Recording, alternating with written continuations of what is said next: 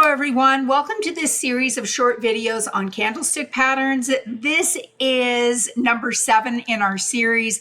Today we're talking about a bullish Harami.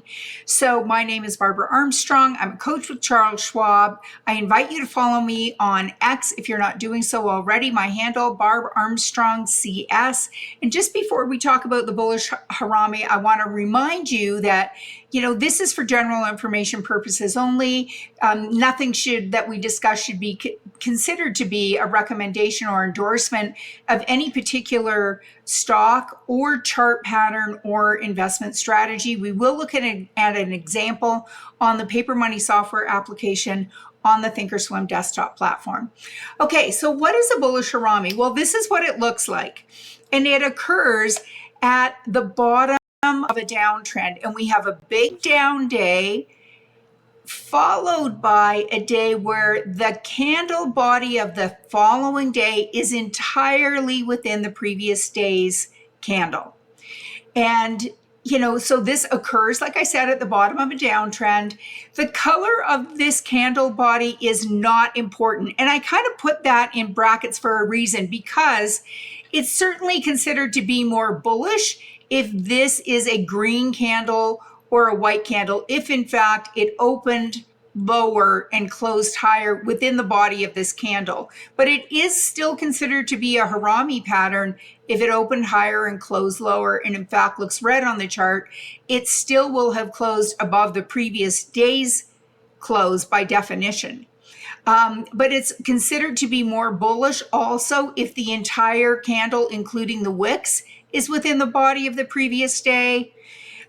If you want to kind of add a little icing on the cake, it's considered to be more bullish if the candle body of the second day is higher up within the candle of the previous day. And it's a little less bullish if it's down lower. Okay? So there are variations on a theme within the Harami pattern, if you will. But the one thing that is consistent is that the trader wants to see that the second candle is much smaller, the body of that candle is much smaller than the previous day's candle, and that it's nestled inside, if you will. Because what that is showing the trader is a shift in market sentiment, and that the sellers have done their selling, and now the buyers are coming in and starting to take control again. And this is a candle pattern that does not require confirmation. So let's go out and look at a couple of examples on the chart. So the first one I want to bring up is Spotify.